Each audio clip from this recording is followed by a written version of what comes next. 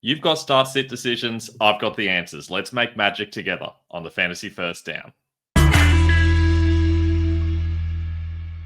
I'm Ben Wasley. Welcome to the Fantasy First Down. Today, I'll be taking you through my week 3 rankings to help you out with those start sit decisions. If you have some issues around plays in different positions, you can always hit me up in the comments, or you can hit us up on Instagram at the Fantasy First Down or on Twitter at Fantasy First Down with no O. You can find my full, deeper rankings over at ffdfantasyfootball.com and my articles over at Razzball. Remember, if you need trade advice as well, you can also message me on any of those platforms too. But let's talk week 3. I'm going to start things off with the quarterbacks. A lot of quarterbacks out with injury, but there's still plenty of solid options. Allen, Jackson, Hurts, all must-start guys, as they always are. Patrick Mahomes expected to be good against the Giants that have been torn up every single week. Caleb Williams and Dak Prescott, though, get the best matchup. According to Vegas, this should be the second highest scoring game. The line is over 50 points. I expect both of them to have a very big game. We've seen both of those secondaries get torn up so far this season. Baker Mayfield is always a solid bet, even though he hasn't had the greatest start to the season. And Justin Herbert looked good in week 1. I am a little bit worried about week 2, but there's not like there's some great options out there. So I still think he's someone you have to start. I do expect them to win and to do a fair bit of that work through the air. Drake May gets another solid matchup. We've seen teams attack Pittsburgh through the air, so that remains a good matchup. Plus, he has an okay rushing floor.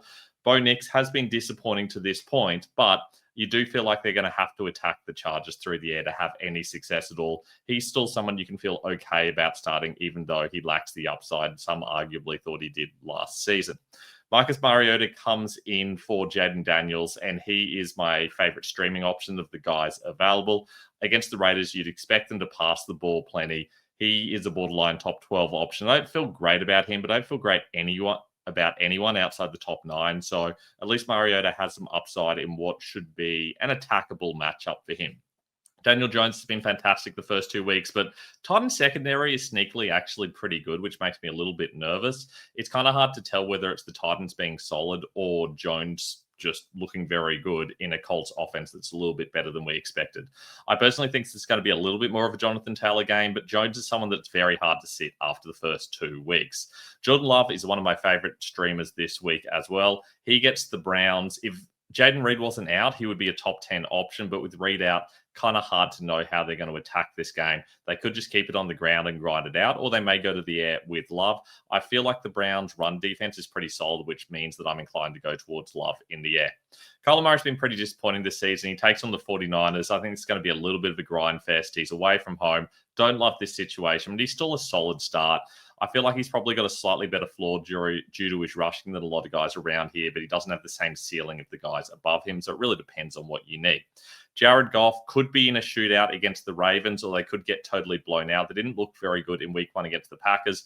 Week 2 is an easy matchup. We've made life a lot easier for Goff. It's kind of hard to know what you're going to get against the Ravens. We saw Josh Allen have a big game against them, but we also know that this could be a situation where if they're behind, things just get shut down real easily. Trevor Lawrence, CJ Stroud, kind of lower down options. Don't really want to be starting them unless you're absolutely desperate. Mac Jones comes in as a streaming option if you're absolutely desperate. Not against that situation and that matchup with plenty of players healthy, though still not George Kittle.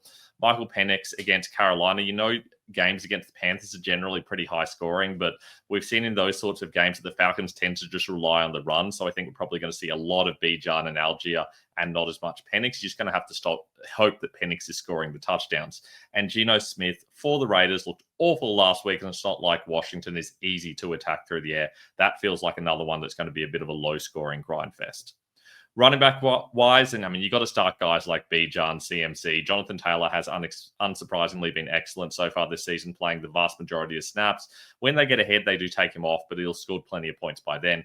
Saquon Barkley is a must start every week. So is Derrick Henry, despite last week's disappointment. I think he's probably going to struggle a bit this week, but he's still a solid start. Bucky Irving, another guy that you have to start. Jahmyr Gibbs, it's a little bit scary against the Ravens. They're not exactly using Gibbs the full time. They're still using a lot of Montgomery, and I feel like they're not going to be able to run the ball too much against the Ravens, but I still think you're going to get enough of Gibbs, especially in PPR, that things are going to be solid. That downgrade in the O-line has unsurprisingly made Gibbs less effective. We talked about that plenty in the preseason. That's why I was taking him behind quite a few other guys, but he is still a top 10 option. Same thing with Josh Jacobs against that solid Browns run defense. I think he's got plenty of touchdown upside.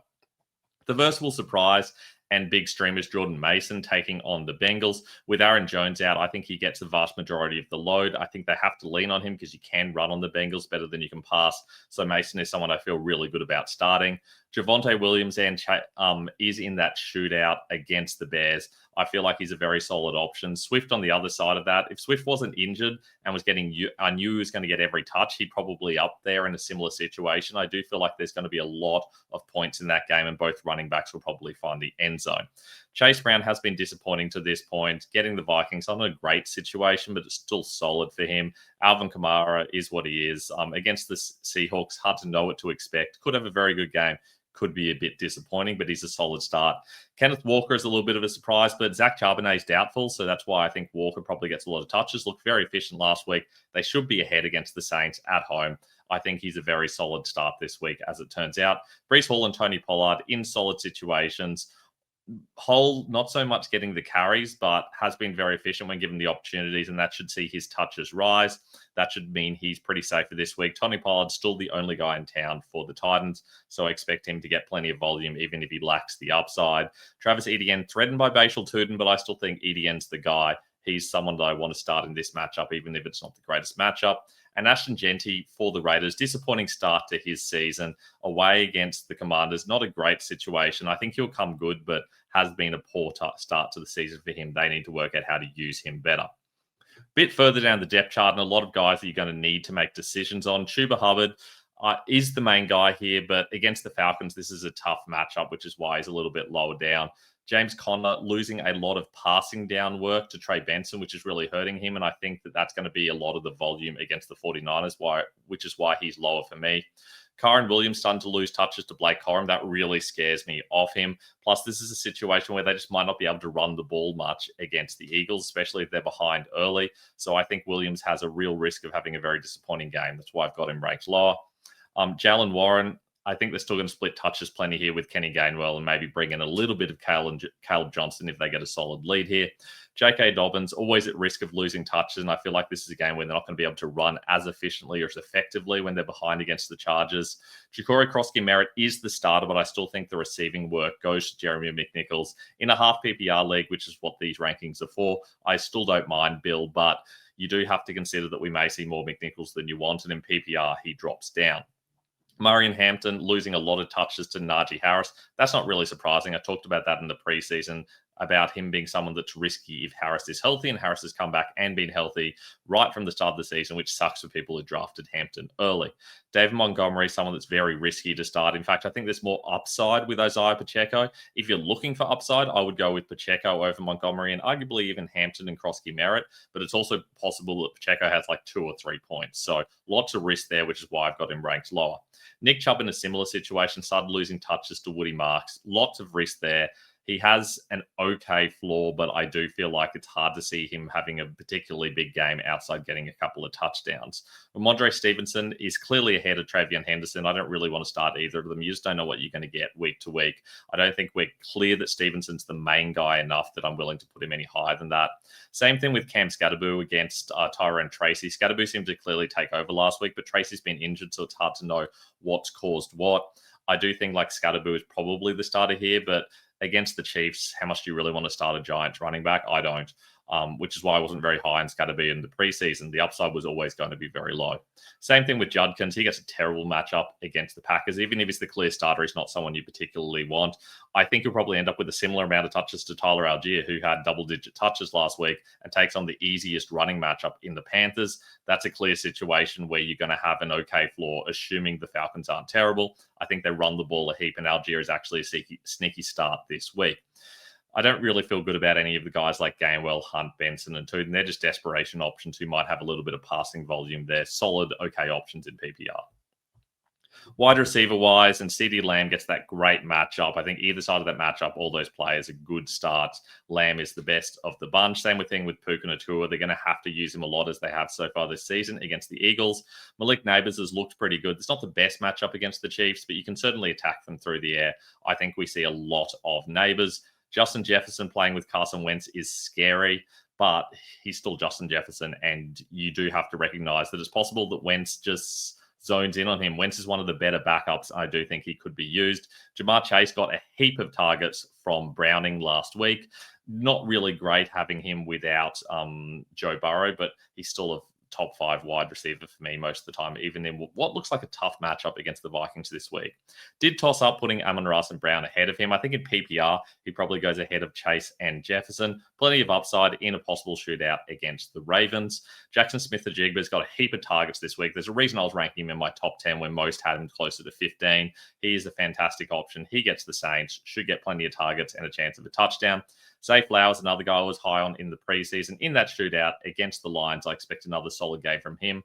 Rome Odunze, did not expect him to be in the top 10 without an injury to DJ Moore, but he's just clearly the number 1 guy for the Bears. This is a shootout against the Cowboys. Could be a very high-scoring game. I think we see plenty of Odunze if that's the case. He has lots of upside. Nico Collins has been disappointing to start the season, not being used as much as you'd hope. I still think he's someone you absolutely have to start, though. Mike Evans, this is kind of taking into account the possibility of a Nagbuka injury, Nagbuka missing out or at least being limited. In that case, Evans has to be the top guy and you can attack the Jets a little bit through the air. If Evans gets a heap of Gardner, this is going to hurt this a little bit, but I still think Evans is an absolute must start. Brian Thomas and Drake London have both been disappointing to start the season. Thomas, that surprises me a little bit. London, that doesn't surprise me at all. Thomas is someone that I still feel okay about. It's getting a lot of targets. They're just not connecting. Supposedly had a wrist injury he's recovering from. I think he'll be better now without it. Against the Texans, I feel like they're going to have to pass the ball a reasonable amount. On the other hand, I don't think the Falcons are going to have to pass anywhere near as much against the Panthers, but there's always touchdowns upside with Drake London, especially in a game where the Falcons should score a reasonable amount.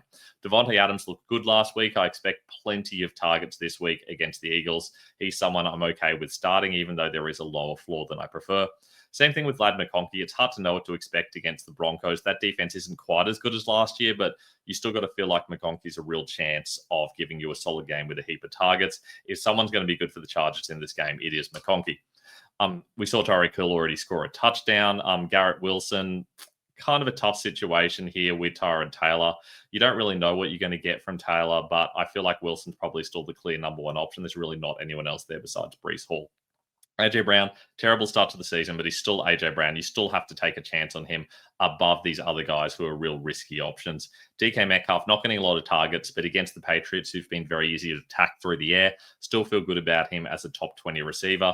Jacoby Myers getting a massive amount of targets from Geno Smith, and I see that continuing.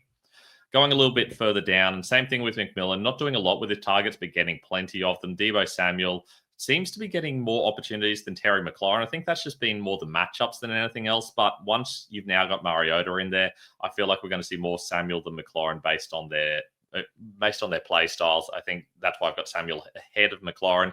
I do think McLaurin's still a solid option for this season. George Pickens in that shootout, obviously someone you can feel okay about starting. Arguably could be a little bit high, but the floor's a lot lower than most of the other guys around here. Igbuka, again, if he's injured or there's any risk there, then obviously don't start him. But he's someone that I'm ranking around there, assuming he's healthy enough to play. Xavier Worthy, again, he's in that night game. It's really risky to keep him in there and start. So make sure you've got an alternative option that's playing either on Sunday night or on Monday at some point. If you don't have that, then I wouldn't be risking it with Worthy because I think he is truly questionable unless we hear something in the morning. He's someone that I feel okay about, but could still be limited. So there's a lot of risk here in what could be a relatively high-scoring game. Also have Marquise Brown as an option. Brown rises up if Worthy is out. If Worthy's out, then I consider Brown closer to 30-31 region. He was disappointing last week, but I still think that this could be a good game against the Giants.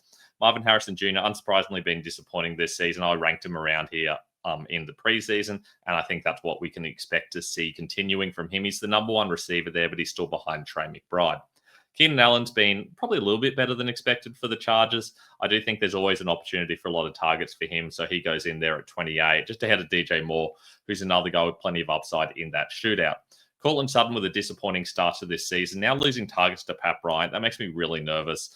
This isn't the greatest matchup, so I've got him ranked quite low for me. I still think he can definitely come good, but he needs Bo Nix to play better for that. Jamison Williams, lucky to have that one big touchdown, has otherwise been relatively disappointing, but this is a big shootout possibility against the Ravens in what Vegas has the highest scoring game of the week. The line's at 51.5 points. T. Higgins is the one that suffers from having Jake Browning in there. Jamar Chase will still get his, but Higgins is the one that gets hurt. He's still a wide receiver 3 for me in any matchup, and this is one of the tougher ones for him. Juwan Jennings was better last week, and it really showed. He's ahead of Ricky Pearsall for me. They're both okay starting options, wide receiver 3s. Chris Olave, the clear number 1 for the Saints. If they pass the ball plenty, he's going to get a lot of targets. He's better in PPR, but even in half PPR, he's still a solid option.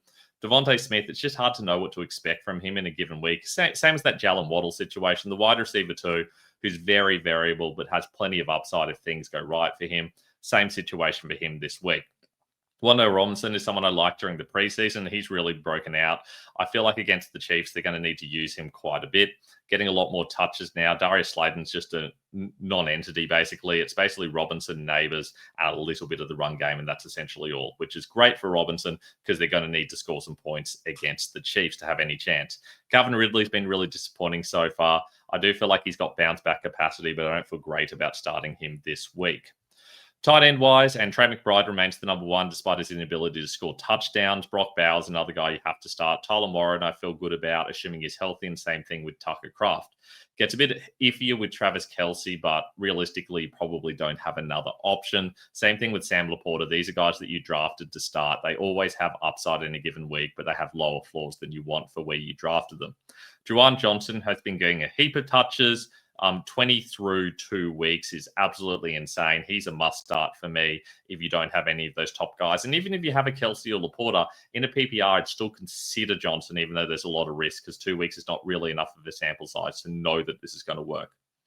Jake Ferguson, this is because of the shootout. Did get a lot of touches last week in that overtime game, but I don't think that's going to be the norm. But in a big shootout, you kind of have to consider starting him. Same thing with Zach Ertz. Just one of the main weapons there for Marcus Mariota, because Mariota's more likely to check down than a Jaden Daniels and less likely to use his legs. I do feel like Ertz is always a threat in the end zone as well. He's one of the better tight end options at the moment in a weak moment for the position, as we can see. Kyle Pitts, I don't feel great about, but there's going to be points in that game, so he might get some touches or he might be awful. Same thing with TJ Hawkinson, who's had a horrible start to the season. You could argue Harold Fannin has more upside if they finally start letting him be used properly. Same thing with David Njoku, who's been in line a little bit too much. Not enough 11 personnel. Njoku gets in line. Fannin gets the opportunities, even though Njoku's out there. I feel okay about starting either Cleveland guy because they both have some upside as they're going to be chasing the game. And I feel like it's more of a tight end game than a wide receiver game against the Packers. Hunter Henry, disappointing last week, but still a solid option. Brendan Strange, another guy that it's hard to feel really good about, but he is getting some opportunities. And I feel like in any given week, he can be the top target getter. As he was in week 1, we had the most receiving yards. We just need the Jaguars and Trevor Lawrence to look a little bit better under Liam Cohen. This has been a disappointing start to the season for them. Mark Andrews just not getting used. It is a shootout, but they're just plain not using him, and I don't know what to do with that. With Isaiah likely potentially back, that's just even worse for Andrews. Dallas got it, probably plays, but first week back is a big risk. I think you could argue starting him above anyone from Pitts downwards, but there's going to be a lot of risk, and that's just not risk I'm personally willing to take. Chig Okonkwo has looked okay at times. Same thing with Dalton Schultz, Jachavian Sanders right below them as well. They're kind of getting opportunities. They'll have their weeks, but for the most part, they're not people I feel good about starting unless you're desperate. Kickers and DSTs, no surprise at the top there with Brandon Aubrey. Matt Prater would have had a great week if he hadn't missed one. That would have put him on 11 or 12 points. Tyler Loop is someone you can start most weeks. Same thing with Cameron Dicker. And then after that, it's mostly matchups against weaker teams. Parker Romo is my favorite streamer. There's always a good floor there against the Panthers. And I also really like Cam Little. He was one I called at the start of the season. DST-wise, and no surprises there against those bad matchups. Teams taking on teams like the Browns and Joe Flacco, against Browning with the Vikings, against Rattler with the Seahawks, against Russell Wilson or Dart, against the Chiefs, against Tyrod Taylor with the Bucks. I mean, these are all bad matchups, and we know that the Panthers are someone you want to attack with DSTs and kickers and running backs. That's why the Falcons are in there. They're actually the number 1 DST so far this season. 49ers and Colts, solid options. Colts against Ward, I think, is a good situation. And the Chargers, we've seen that Bo Nix is really turning the ball over a lot. So the Chargers could be okay, but they're more of a risky option. And that's it for the week 3 start sit show. Make sure you hit me up in the comments, on Instagram, on Twitter, anywhere you can find me. If you've got any questions, I will keep updating my rankings up until game time over at ffdfantasyfootball.com. And I try to answer your last minute questions over on Instagram, but you do have to give me about an hour's notice before the game starts. Look forward to chatting to you guys next week, but good luck for week 3 of fantasy football. I'll chat to you soon.